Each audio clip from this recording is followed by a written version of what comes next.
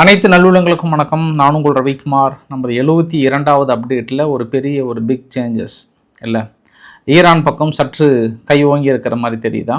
ஏன்னா ஈரானுடைய அறிவிப்புகள்லாம் பார்த்தா பயங்கரமாக இருக்குது. இஸ்ரேலினுடைய வான்பரப்பு எங்கள் கட்டுப்பாட்டுக்கு வந்துடுச்சு. நாங்கள் அடிக்கிறது தான் தாக்குதல், நாங்கள் வைக்கிறது தான் இலக்குகள். இனி எதிரிகள் நாட்டை விட்டு ஓட வேண்டியதான் அப்படின்னு பயங்கரமான எச்சரிக்கை.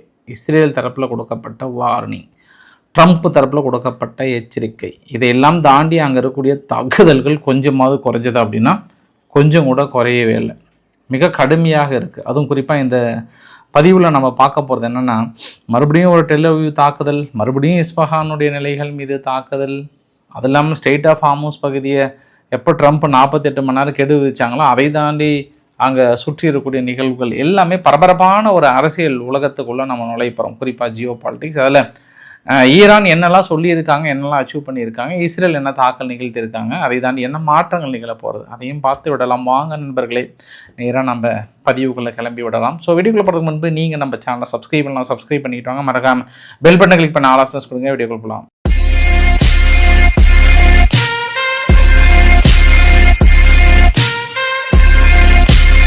வழக்கமாகவே நிறைய பேர் அதிர்ச்சியாக தான் இருப்பீங்க. பட் மேலும் உங்களை நான் அதிர்ச்சி ஆக்கணும்னு நினைக்கிறேன். நான் ஆரம்பமே உங்களுக்கு கொஞ்சம் அப்படி ஒரு பகீர் செய்தியை சொன்னால் தான் இன்னும் நீங்கள் ரொம்ப சீரியஸாக நம்ம செய்தியை நீங்கள் வாட்ச் பண்ணுவீங்க. உங்களுக்காகவே ஒரு ரெக்வஸ்ட் ஒன்று வச்சிடுறேன். யூகே எதுவும் ரொம்ப கோவப்படாதீங்க, கொஞ்சம் கூல் டவுன் கொட்டசாமிங்களே, கூல் டவுன், கொஞ்சம் பொறுமையாக இருங்க.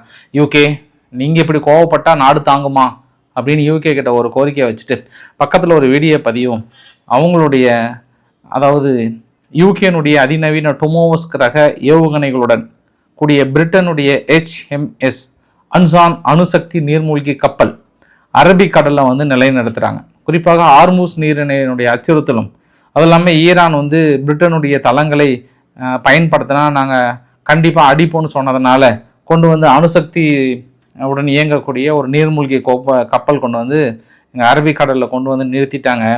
என்ன நடக்க போதோ தெரியல.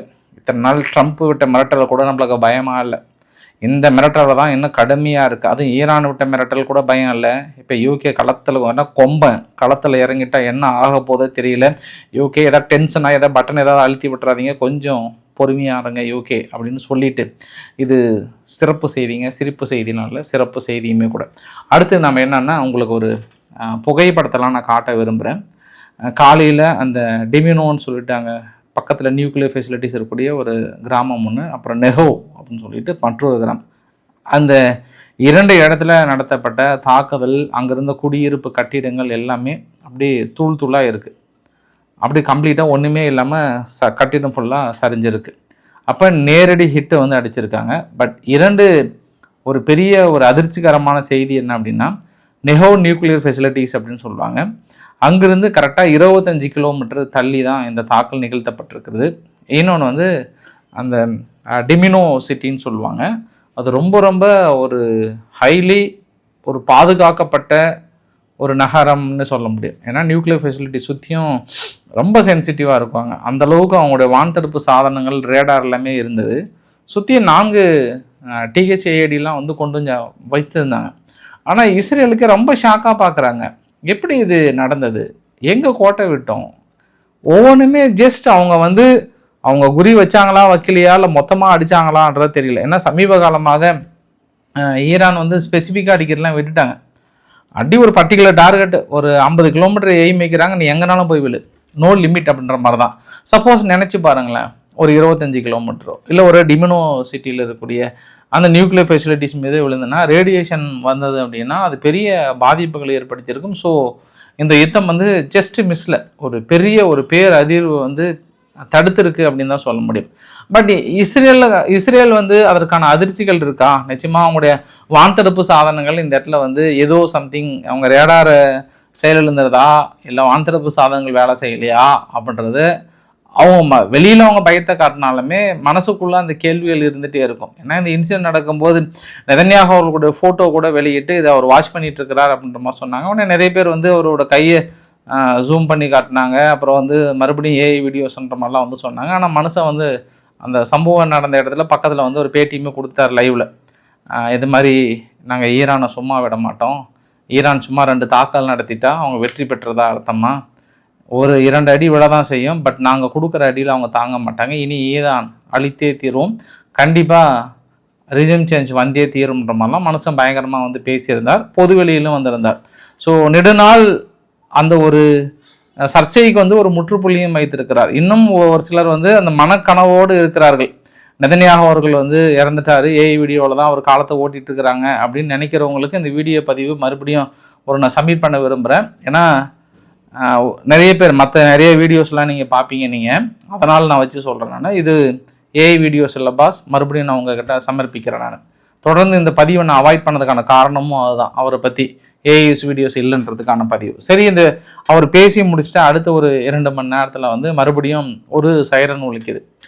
டெல் அவிவ், டெக்காவா அப்படின்ற ஒரு 2 நகரங்கள், அப்புறம் அங்கே இருக்கக்கூடிய ஒரு ரயில்வே ஸ்டேஷன். நீங்கள் வீடியோ பதிவில் பாருங்கள், ஒரு கட்டிடம். இது எல்லாமே தாக்குதல், அதாவது கொத்து குண்டுகளாக இந்த டைம் அடிச்சிருக்காங்க. அந்த கொத்து குண்டுகளில் 11லேருந்து 12 பேர் வந்து கடுமையாக பாதிக்கப்பட்டிருப்பதா சொல்கிறாங்க. ஒரு மாதிரி 1 கிலோமீட்டர் டிஸ்டன்ஸில் சுற்றி அடிச்சிருக்கு, எல்லா ஏரியாவும் வந்து பிரித்து அடிச்சிருக்காங்க. பிரித்து அடித்ததில் அங்கங்கே எல்லா இடத்துலையுமே வந்து கடுமையான பாதிப்புகள் நிகழ்கிறதும் பதிவுகளும் நம்மளால் உறுதி செய்ய முடியுது. அப்போ ஈரான் தரப்பில் என்ன சொல்கிறாங்கன்னா, நாங்கள் எங்கள் கமாண்டருக்கு உத்தரவிட்டது என்னென்னா, இந்த 3 வாரங்களில் எதிரிகளோட வீக்னஸ் பாயிண்ட்டை மட்டும் தான் நாங்கள் கண்டுபிடிச்சோம். அந்த வீக்னஸ் பாயிண்ட் எல்லாமே கண்டுபிடிச்சிட்டோம். இப்போ முழுமையாக நாங்கள் இஸ்ரேலுடைய வான்பரப்பையும் அமெரிக்காவுடைய தளங்கள் எல்லாமே எங்கள் கட்டுப்பாட்டில் இருக்குது. நாங்கள் சொல்கிறபடி கேட்குறோம், நாங்கள் சொல்கிறபடி தாக்கல் நடத்துகிறோம். அவனுடைய சாம்பிள் தான் இது. இப்போ நாங்கள் இன்றைக்கி டெல்அவிவ் நடத்துறது கூட அவனுடைய சாம்பிள் தான். இனி ஜியோனிஸ்ட் அங்கே இருக்கக்கூடிய இடங்களுக்கான இடம் இல்லை. இது அவங்க நாட்டை விட்டு ஓடுவதே சால சிறந்தது. பேச்சுவார்த்தையும் கிடையாது, ஒன்றும் கிடையாது. தாக்குதலை நீ பார்க்க போகிறீங்க, 3 மணி நேரத்துக்கு ஒரு அட்டாக் நீங்கள் பார்க்க போகிறீங்க. இனிதான் எங்களுடைய புதிய ஆயுதங்களை நாங்கள் எடுக்க போகிறோம். இத்தனை நாள் நாங்கள் நடத்தியதெல்லாம் சும்மா சாம்பிள் டெஸ்டிங். நாங்கள் டெஸ்டிங் நடத்தினதுலேயே நீங்கள் இத்தனை நாள் நினச்சிங்கன்னா, இப்போ தான் நாங்கள் புதிய ஆயுதங்கள் எடுக்க போகிறோம். அந்த தரப்பில் பயங்கரமான வசனம். ஈரான் தரப்புலாம் அவ்வளோதான், அவங்க வான்பரப்பே எங்கள் கட்டுப்பாட்டுக்கு வந்துருச்சுன்ற மாதிரிலாம் வந்து சொல்லியிருந்தாங்க. அங்கே ஹெஸ்புல்லா தரப்புல இருந்து திடீர்னு ஒரு ட்ரோன் தாக்கல் மாதிரி நிகழ்த்தினாங்க. அதில் அந்த சதர்ன் லெபனான் பகுதியில் ஒரு 2 காரில் பயணம் பண்ணவங்க மீது ஒரு தாக்கல் நிகழ்த்தப்பட்டு அதில் ஒருத்தர் இறந்து போனதாக வந்து சொல்கிறாங்க. வழக்கமாக இந்த தாக்குதல் வந்து இஸ்ரேல் தான் இந்த மாதிரி ட்ரோன் தாக்குதல் சதர்ன் லெபனானுக்குள்ளே பண்ணுவாங்க. பட் அது அவங்க பண்ணியிருக்காங்க. அதெல்லாம் இன்னொன்று என்ன, இந்த படை வீரர்கள் பெரிய அளவுக்கு முன்னேறி போவாங்கல்ல. நான் முந்தைய பதிவிலே அந்த லெபனானுடைய பதிவு மட்டும் நான் மிஸ் பண்ணிட்டேன் அந்த வரைபடத்தை. பட் இப்போ நான் உங்ககிட்ட காட்ட விரும்புகிறேன். அந்த வரைபடத்தை பார்க்கும்போது நம்மளுக்கு தெரியுதுல்ல எந்தளவுக்கு அங்கே சீரியஸ்னஸ் இருக்குது, தாக்கல் எந்த அளவுக்கு இருக்குது. ஒரு சில பகுதியில் உள்ளே நுழைஞ்சிட்டாங்க, உள்ளே நுழைஞ்சி முன்னேறி போயிட்டு இருக்காங்க. அவங்களும் முன்னேற விடாமல் வந்து தடுத்துட்டு தான் இருக்காங்க. இன்றைக்கி வந்து கேட்ஸ் அவர்கள், இஸ்ரேலுடைய டிஃபென்ஸ் மினிஸ்டர் என்ன சொன்னார்னா, அவ்வளோதான் சதர்ன் லெபனானில் இருக்கக்கூடிய குடியிருப்புகள்லாம் அழிக்க சொல்லிட்டாங்க.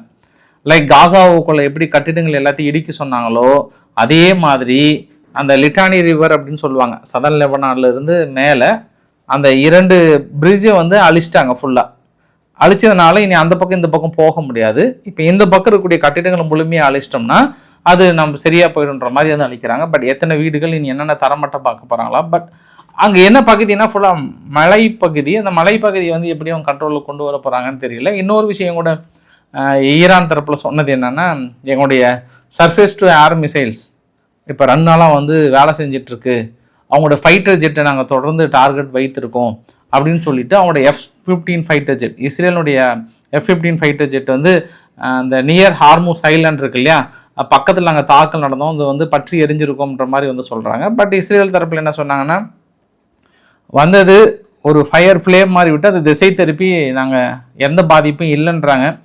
பட் அவங்க ஈரான் தரப்பில் சத்தியம் பண்ணி சொல்கிறாங்க, இல்லைங்க நம்புங்க நான் கண்டிப்பாக அடிச்சுன்ற மாதிரி சொல்கிறாங்க.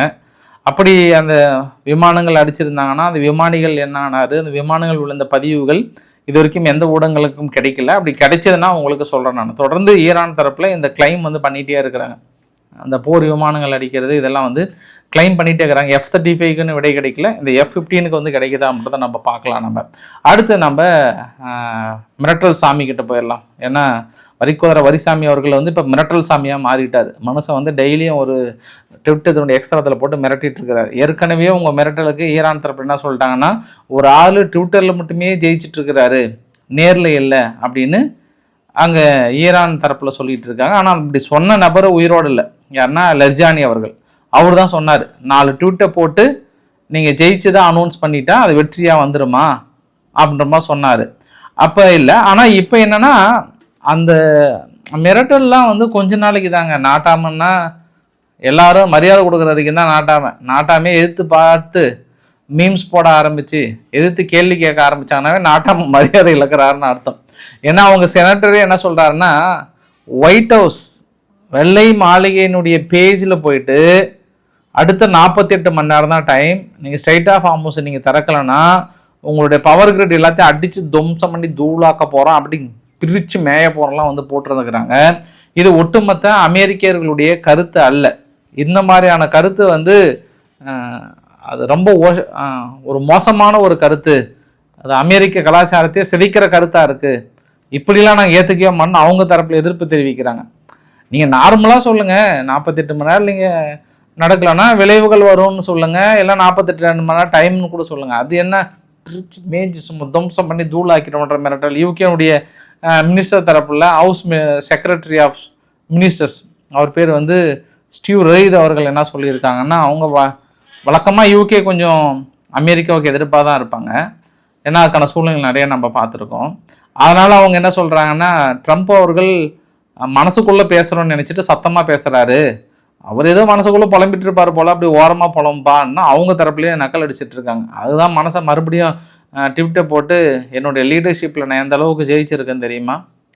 எது செனட்டர்களுக்கெல்லாம் ஒன்று தான், அவங்களுடைய ஏர் டிஃபென்ஸ் சிஸ்டத்தை முடிச்சிட்டோம், அவங்களுடைய நேவல் பேஸை முடிச்சிட்டோம், அவங்க ஆயுதங்களை முடிச்சிட்டோம், இதை நான் கண்டிப்பாக கரேஜ் பண்ணுவேன், கண்டிப்பாக நான் வின் பண்ணுறோன்ற மாதிரிலாம் மறுபடியும் போடுறாங்க.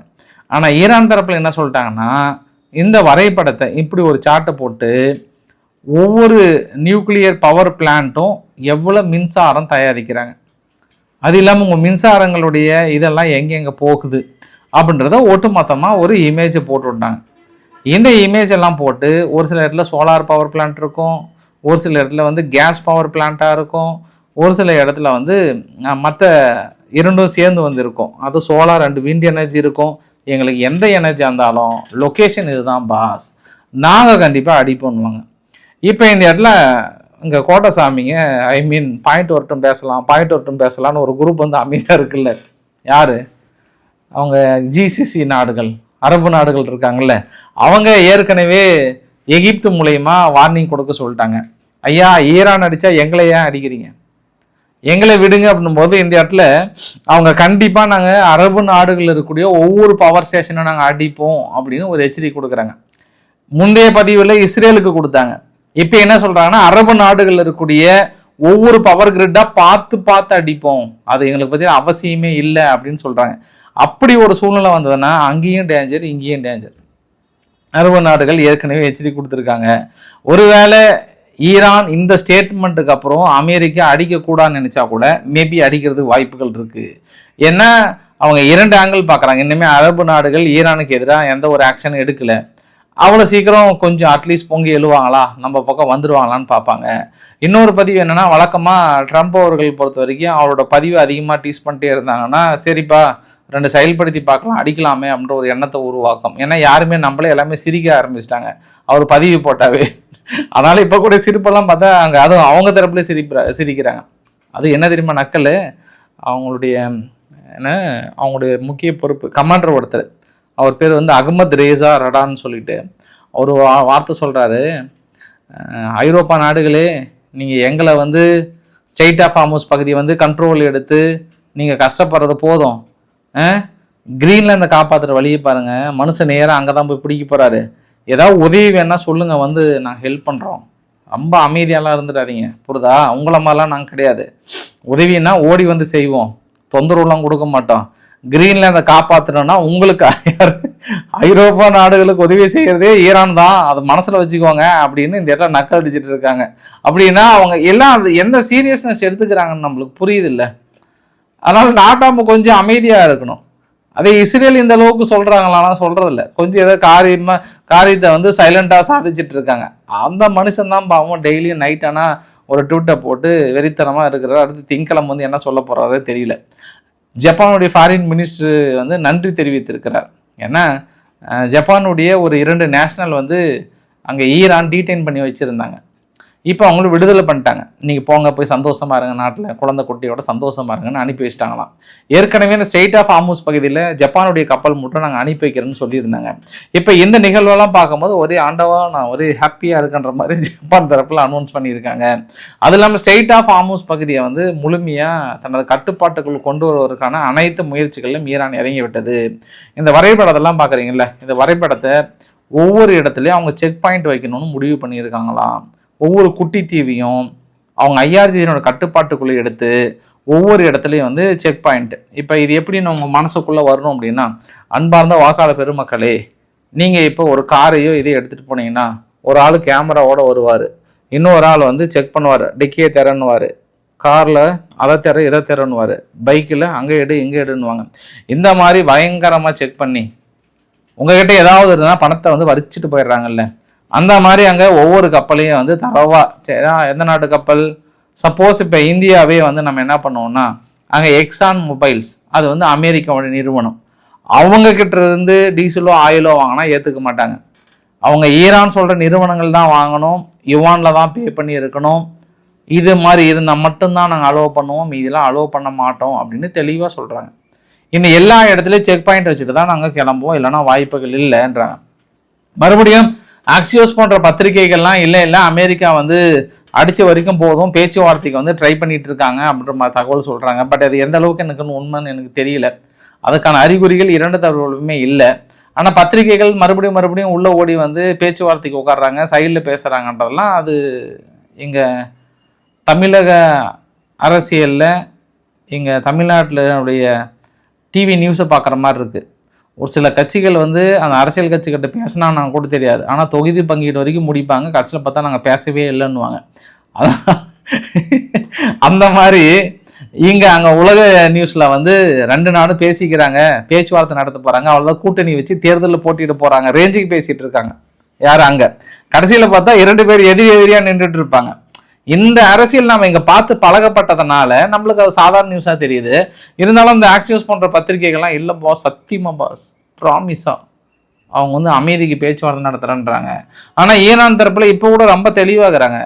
இந்த ஈரானுடைய கண்டிஷன் வந்து இப்போதைக்கு ஒத்து வருமான்னு நீங்களே சொல்லுங்கள். 6 கண்டிஷன் சொல்கிறாங்க.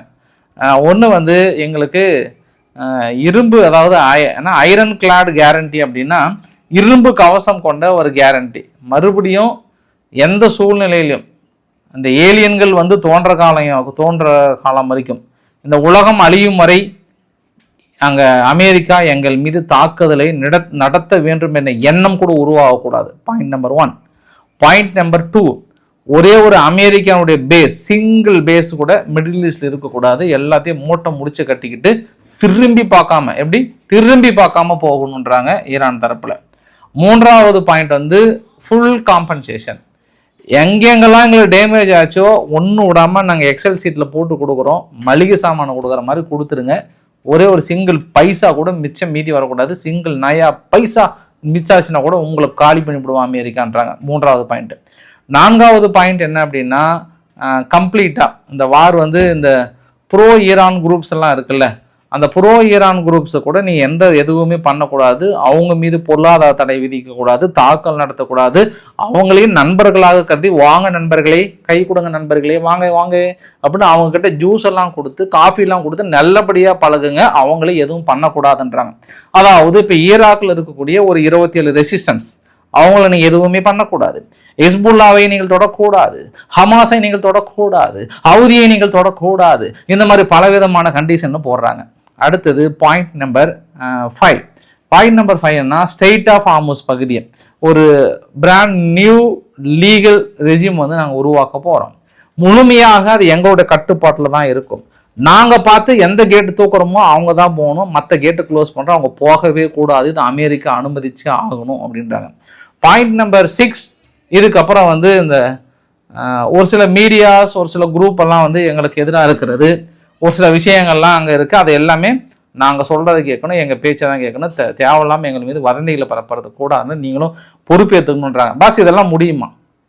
இல்லை நான் கேட்குறேன், நான் இந்த இரண்டு நாடுகளும் கூட்டணி வைத்து தேர்தலில் போட்டியிட்டு மாபெரும் வெற்றியடைய போகிறார்கள், தேர்தல் அறிக்கை கொடுத்து விட்டார்கள் என்று கதை விடுகின்ற ஊடகமே, நான் கேட்குற கேள்வி என்னவென்றால், ஈரானுடைய கோரிக்கை இது, அங்கே சீஸ்பயருக்கு இல்லைன்றாங்க. மறுபடியும் உள்ள ஓடி வந்து இல்லை அவர் வந்து அமெரிக்கா ஒத்துக்கிட்டாங்க, இவங்க ஒத்துக்கிட்டாங்கன்னா எனக்கு நம்பிக்கை இல்லை பாஸ், இதுதான் அங்கே இருக்கக்கூடிய சூழ்நிலை. இப்போ கூட அவங்க என்ன சொல்கிறாங்கன்னா, கண்டிப்பாக நீங்கள் யுவானில் பே பண்ணணும் ஸ்டேட் ஆஃப் ஹார்மூஸ் பகுதியில், ஏன் அது எங்கள் கண்ட்ரோலுக்குள்ளே வரக்கூடாதுன்றாலும் நாங்கள் தெளிவாக இருக்கணும். அவங்களோட லா மேக்கர்ஸ்லேருந்து எல்லாமே உறுதியாக சொல்லியிருக்காங்க. இது கூடுதல் தகவலுக்கு ஐயா. அப்புறம் யூஏ என்ன சொல்லியிருக்காங்கன்னா, தன்னுடைய ஏர் டிஃபென்ஸ் வந்து ரொம்ப சூப்பராக ஆக்டிவேட் பண்ணிட்டு இருக்கு.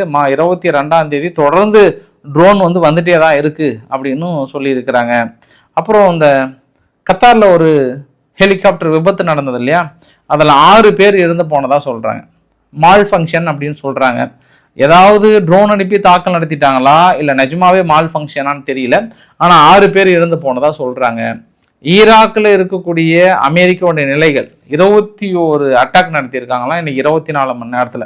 இந்த ரெசிஸ்டன்ஸ் குரூப் மட்டும் வந்து இது வந்து கிளைம் பண்ணியிருக்கிறாங்கன்ற கூடுதல் தகவல்.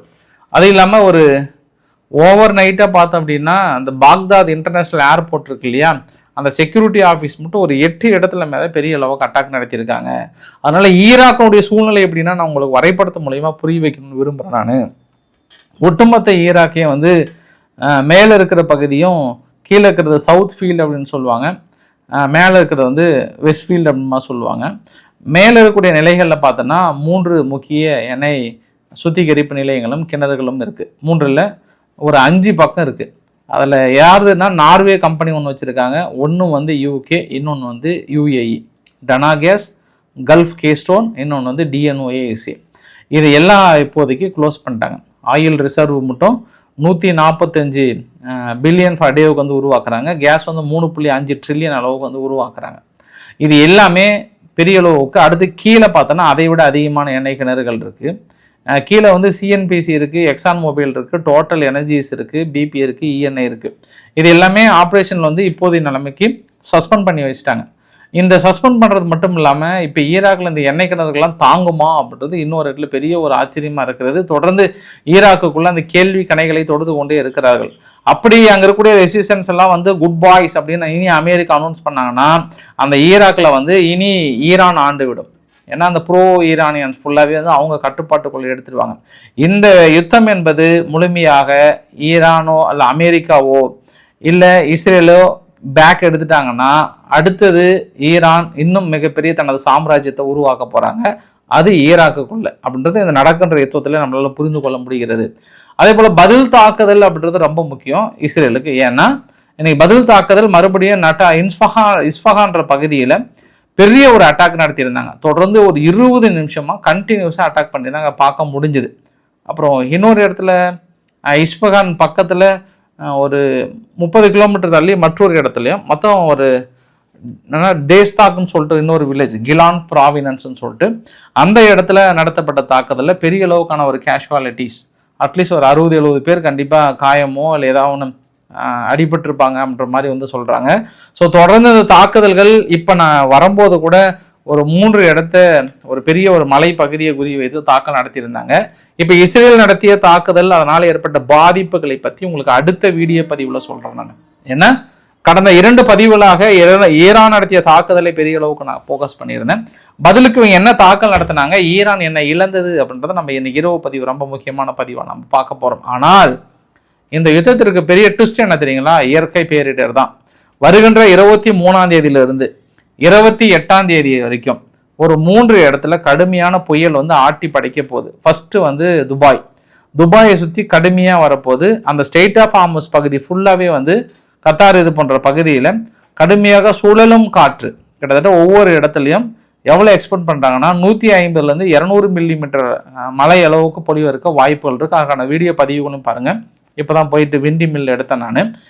எடுத்து பார்க்கும்போதே தெரியுது. ஸோ இந்த இடத்துல UAE, Bahrain, Doha, Muscat, Saudi Arabia இந்த இடத்துல வெரி வெரி ரெயின்ஃபால் வருது. இந்த மலைக்கு நடுவில் இந்த தாக்குதல் தொடக்க முடியுமா, அப்படி தொடங்கினாலும் வெற்றி பெற முடியுமா, இல்லை இந்த தாக்குதலுக்கு ஓய்வு கொடுக்க போகிறாங்களா, அதை தாண்டி தாக்கல் நடத்த போகிறாங்களா அப்படின்றத வருகின்ற பதிவுகளை பார்த்து விடலாம். நாளையிலிருந்து இந்த மழை ஸ்டார்ட், மழைன்னு சொல்லக்கூடாது, மழை ஸ்டார்ட் ஆக போது அதையும் நம்ம பார்க்க வேண்டிய ஒரு பதிவாக இருக்கிறது. ஸோ இன்றைக்கு ஓரளவுக்கான தகவலை கவர் பண்ண நினைக்கிறேன். பிடிச்சிருந்தா லைக் பண்ணுங்கள், ஃப்ரெண்ட்ஸுக்கு ஷேர் பண்ணுங்கள், சப்ஸ்கிரைப் பண்ணுங்கள். ரவிக்குமார் சோமு சேனல். நன்றி, வணக்கம்.